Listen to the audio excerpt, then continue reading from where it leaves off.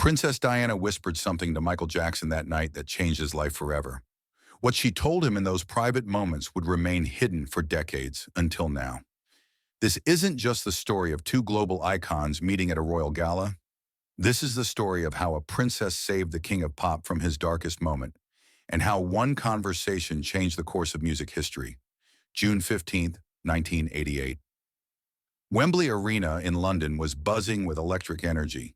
It was the night of the Prince's Trust Gala, and Michael Jackson was scheduled to perform for Princess Diana and Prince Charles. But what the 72,000 screaming fans didn't know was that behind the glittering facade, the king of pop was falling apart. Michael stood in his dressing room, staring at his reflection in the ornate mirror. The sequined military jacket that would become iconic hung perfectly on his frame, but his hands were trembling as he adjusted the golden braiding. The pressure was unlike anything he'd ever experienced, even more intense than his legendary Motown 25 performance. "This has to be perfect," Michael whispered to himself, running through the choreography for the 100th time. The princess is watching. The whole world is watching. But Michael was carrying a burden that no one fully understood. For months, he'd been struggling with crippling anxiety, sleepless nights, and a growing sense of isolation that fame had created around him like a golden prison. The man who could command any stage was quietly drowning in his own success. The weight of perfectionism had become crushing. Every magazine cover, every appearance, every concert had to be flawless. The media scrutinized every aspect of his life with predatory hunger. His appearance, relationships, lifestyle choices, everything was dissected by people who felt entitled to judge every decision he made. Elizabeth Taylor, one of the few people who understood child stardom, had called him days before. "Sweetheart," she'd said, "I hear something in your voice that worries me. Promise me you're taking care of yourself." But even Elizabeth couldn't reach the deep loneliness consuming him. His manager, Frank DeLeo, knocked on the door. "Michael, it's time. The princess has arrived, and they're ready for your entrance." Michael took a deep breath, slipped on his famous sequined glove, and walked toward what he thought would be just another performance. He had no idea this night would change everything. The show was spectacular. Michael performed Another Part of Me in bad, with electric energy that had made him the biggest star on the planet. The crowd went wild. Princess Diana clapped enthusiastically from the royal box, and by all appearances, it was another triumphant Michael Jackson performance. But when the final note faded and Michael took his bow, something unexpected happened. Instead of the usual post-show routine, Princess Diana did something that shocked her security team and Michael's entourage alike. "I'd like to speak with Mr. Jackson privately," she announced to her handlers, her voice carrying quiet royal authority. "Please arrange a private meeting." 20 minutes later, Michael found himself in an elegant backstage lounge cleared of everyone except the two most famous people in the world. Princess Diana sat across from him on a plush Victorian chair, having changed into a simpler black dress. Her famous warmth was immediately apparent, but there was something else in her eyes, a recognition that caught Michael completely off guard. "That was an incredible performance," Diana said, her voice softer than Michael had expected. "But I could see something in your eyes up there that I recognize all too well." Michael was taken aback. He was used to post-show meetings with dignitaries involving polite small talk. Diana was looking at him like she could see straight through to his soul. "Your Royal Highness, I'm not sure I understand," Michael replied, his voice still carrying performance adrenaline. Diana smiled, but it wasn't the public smile that graced magazine covers.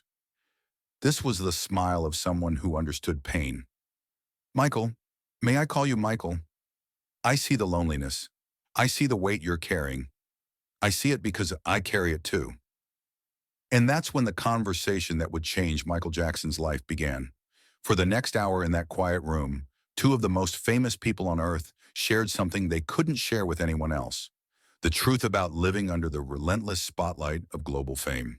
"People think being adored by millions means you're never lonely," Diana said, her voice taking on vulnerability Michael had never heard from someone in her position. "But the truth is, when everyone thinks they know you, no one really sees you. Do you know what I mean?" Michael felt something inside his chest loosen, like a knot tied for years was finally unraveling. "Every day," he whispered, "every single day I wake up feeling like I'm performing even when I'm alone." Diana nodded with startling understanding. "The hardest part isn't public scrutiny, though that's brutal enough. It's how people in your inner circle treat you like an idea rather than a person. You become this thing that exists for others' benefit, and you forget who you really are underneath it all." She paused, her eyes distant with remembered loneliness. "I remember sitting in Buckingham Palace after my wedding, with all the grandeur behind me, feeling absolutely empty inside. Millions watched me become a princess, but I felt like I'd lost Diana somewhere in the process. Everyone knew the fairy tale, but no one knew the person living inside it." Michael leaned forward, captivated by this unprecedented honesty. "Yes," he whispered, "it's exactly like being a prisoner in your own success." "Exactly," Diana said, gaining strength. "And the terrible thing is, people expect you to be grateful for the prison because it's made of gold. They can't understand that luxury doesn't cure loneliness, that adoration from strangers doesn't fill the void where authentic connection should be." "How do you handle it?" Michael asked desperately. "How do you stay yourself?" Diana considered carefully before answering. "I've learned that the only way to survive this life is to hold on to the parts of yourself that fame can't touch.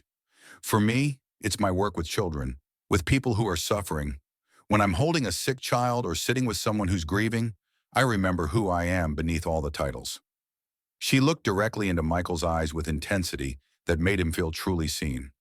"What is it for you, Michael? What makes you feel like yourself?" The question hit like a revelation. Michael thought for long moments, memories flooding back of times when he felt truly authentic rather than performed. "Music," he said finally, his voice gaining strength. "But not performing it, creating it.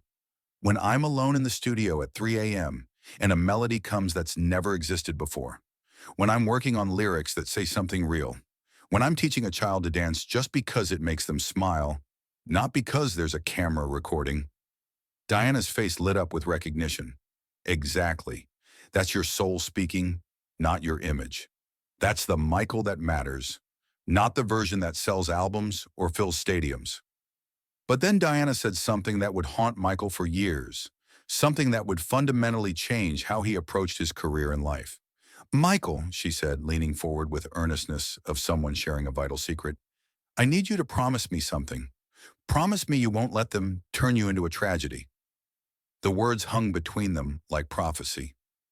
Michael felt a chill run down his spine. "What do you mean?" he asked, though part of him already understood. "The media, the industry, people who profit from your fame, they love to build up icons just to tear them down," Diana explained urgently. "They're already writing the narrative of your downfall. I can see it in how they cover you. The questions about your appearance, speculation about your personal life, painting you as eccentric rather than artistic." She leaned back but never wavered her gaze. "They did it to Monroe, to Elvis, to so many others who threatened to become bigger than the system that created them. They'll push until you break, then sell the pieces back as entertainment. I see it happening to you and to me, but we have a choice. We can choose not to break." Diana reached across and took Michael's hands in hers, a gesture so powerful that Michael would remember the exact feeling for the rest of his life. "You have to protect the part of yourself that makes the music," she said with conviction. "Not the part that performs it, but the part that creates it. That's your real power, and it's the only thing they can't take if you don't let them." Michael felt tears forming. Here was someone who understood not just surface struggles of fame, but the deeper existential crisis of losing yourself in your own success. "How do I do that?" he asked, barely above a whisper. "How do I protect something when I'm not sure I remember what it is anymore?" Diana's answer would become the foundation of profound change in Michael's life. "You remember by doing something that has nothing to do with being Michael Jackson the star," she said with quiet conviction. "You do something that reconnects you to Michael Jackson the human being. For me, it's working with people who are suffering, who need compassion more than celebrity. They remind me who I am when I'm not being a princess." She paused, eyes taking on a distant look of new possibilities. For you, maybe it's working with children who need music therapy, supporting young artists struggling like you did. Maybe creating music that heals rather than just entertains. The key is finding something that feeds your soul instead of your image. Michael was listening intently, but Diana could see questions in his eyes. I know what you're thinking, she said with a knowing smile. You're wondering how to do that when every move becomes public, when every charity becomes a photo opportunity, whether you want it or not. Yes, Michael admitted. Sometimes I feel like I can't even be genuinely kind without it being turned into a publicity stunt. Then do it in secret, Diana said simply. Not everything has to be public to be meaningful. In fact, the most meaningful things usually aren't. Create music in private you never release. Visit hospitals without telling anyone. Help struggling artists anonymously. The point isn't recognition. It's remembering who you are when nobody's watching. As their conversation continued, Diana shared insights that would prove prophetic. She talked about surrounding yourself with people who knew you before fame, about the danger of yes men who profited from enabling worst impulses, about the crucial difference between solitude and isolation. Loneliness is being surrounded by people who don't see you, she explained. Solitude is being alone with yourself and actually liking the company. Learn to enjoy your own company, Michael. Learn to trust your instincts again, not what others tell you they should be. But it was what Diana said next that became the turning point in Michael's understanding of his relationship with fame and creativity.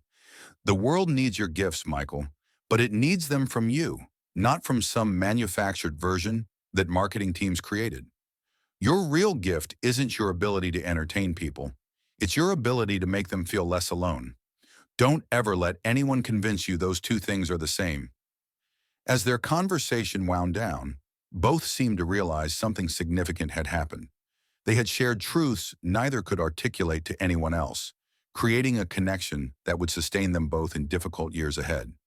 Your Royal Highness, Michael began, but Diana interrupted with a laugh. Diana, she said, after a conversation like that, I think we've moved past formal titles, don't you? Michael smiled, and for the first time in months, it felt completely genuine. Diana, thank you. I don't think you realize what you've given me tonight. I think I do, she replied with that warm smile. You've given me the same thing. It's rare to find someone who truly understands. As they prepared to return to their respective worlds, Diana said one final thing that would echo in Michael's mind for years. Remember, Michael, your art is not your enemy. The industry might be, the media certainly can be, but your art is your ally. Trust it. Trust the voice that makes you want to create something beautiful, and don't let anyone convince you that voice isn't valid just because it doesn't sound like what they expect from Michael Jackson. That night, Michael returned to his hotel and for the first time in months slept peacefully. He dreamed of melodies no one had heard before, of lyrics that said things he'd been afraid to say, of performances that healed rather than simply dazzled. The impact of Diana's words became apparent immediately. Within weeks, Michael began working on what would become some of his most personal music. Songs like Heal the World and Will You Be There carried depth of emotion reflecting the artistic authenticity Diana had encouraged him to embrace. But the changes went deeper than public music. Michael began keeping a private journal of song ideas created solely for his satisfaction, with no intention of ever recording them. These secret compositions became a sanctuary where he could explore emotions without pressure of commercial viability or public scrutiny. He also started lifelong practice of anonymous charitable giving. Inspired by Diana's advice to do it in secret, Michael began quietly funding music programs in schools, paying medical bills for sick children, supporting struggling artists, all without public acknowledgement. More than changing his music, their conversation changed Michael's relationship with fame. He began seeing his platform not just as entertainment, but as opportunity to connect on deeper levels. He started visiting children's hospitals without cameras, supporting young artists without publicity, creating music addressing social issues rather than personal stardom. In the years that followed, Michael and Diana would cross paths several more times, always with the same warmth and understanding. They shared phone calls, letters, occasional private meetings where they could drop public personas and simply be two people who understood unique challenges of global fame. Their correspondence became a lifeline for both. Diana would call Michael during difficult periods in her marriage, finding someone who understood suffocating public scrutiny. Michael would reach out when career pressures felt overwhelming, knowing she would offer perspective without judgment. In one memorable phone conversation in 1992, during height of tabloid speculation about Michael's personal life, Diana called from Kensington Palace. "I'm watching them do to you exactly what we talked about that night at Wembley," she said, voice filled with concern. "They're trying to break you down, piece by piece. Please tell me you're remembering what we discussed." "I'm trying," Michael replied, voice strained, "but it's harder than I thought. Sometimes I wonder if it would be easier to just disappear." "Michael Jackson," Diana said firmly, "you are not allowed to disappear. The world needs what you have to give, but it needs it from the real you, not the version they're trying to destroy. Remember who you are beneath all the noise." That conversation, like many others, reminded Michael he wasn't alone in his struggle against the machinery of fame that seemed designed to consume its own stars. When Princess Diana died tragically in 1997, Michael was devastated in ways that surprised those closest to him. He had lost not just a friend, but someone who had saved him from losing himself in his own success. In his private grief, he wrote songs about loss and connection that would never be released publicly, pouring his heart out to the memory of someone who had shown him how to find his own heart again. The news reached Michael at Neverland Ranch, where he was working on new material. When his assistant delivered the devastating news, Michael simply sat in silence for nearly an hour, processing not just the loss of a friend, but the end of one of the few authentic relationships he had known in adult life. At Diana's funeral, Michael watched from his London hotel room, having decided his presence would create a media spectacle detracting from the dignity Diana deserved. Instead, he wrote her a letter he never sent, expressing gratitude for the conversation that had changed his life's trajectory. "You saw me when I couldn't see myself," he wrote. "You reminded me that my gifts were meant to heal, not just entertain. You saved me from becoming the tragedy you warned me against. I promise to honor that gift by continuing to choose authenticity over image, connection over fame, and humanity over celebrity." The conversation that night in 1988 had lasted only an hour, but its effects rippled through the remaining decades of Michael's life and career. Whenever he felt lost in fame's machinery, whenever he questioned whether his art still mattered, he would remember Diana's words about protecting the part of himself that created rather than performed. Years later, when Michael faced his own darkest moments, he would return to the wisdom Diana had shared. During the 2005 trial, when the media circus reached its most vicious peak, Michael held on to her words about choosing not to break. In quiet moments at Neverland, he would remember her voice telling him that his real gift wasn't his ability to entertain, but his ability to make people feel less alone. The secret they had shared, that fame's greatest danger wasn't pressure to succeed, but pressure to lose yourself in that success, became a guiding principle for Michael's later work. The humanitarian efforts, children's charities, music addressing social issues rather than personal glory, all trace back to that conversation where two of the most famous people in the world had dropped their masks and seen each other clearly. Princess Diana had whispered something to Michael Jackson that night that changed his life forever. She had reminded him that beneath all the sequins and stage lights, beneath all the screaming fans and commercial pressures, he was still the little boy from Gary, Indiana, who just wanted to make music that made people feel less alone. But more than that, she had shown him that authenticity was not just an artistic choice, but a survival strategy. In a world that wanted to consume its icons, the most radical act was simply remaining human. That conversation taught Michael that the most revolutionary thing a superstar could do was refuse to become a commodity, and that the greatest gift an artist could give the world was not perfection, but truth. Diana had saved him from becoming a tragic figure by reminding him that he could choose to be a healing one instead. This is the story of how a princess saved the king of pop, not with grand gestures or public declarations, but with an hour of honest conversation and the simple reminder that fame could never touch the part of him that truly mattered. It was a secret they shared, a connection that sustained them both, and a conversation that changed the course of music history in ways the world would never fully realize. In the end, Princess Diana's greatest gift to Michael Jackson wasn't her royal approval or public support. It was the moment she looked into his eyes and saw not a superstar or icon, but a human being who needed to be reminded of his own worth beyond the spotlight. That recognition, that moment of true seeing, was what Michael carried with him for the rest of his life. The knowledge that someone had seen him truly and found him worthy of love and respect simply for being himself.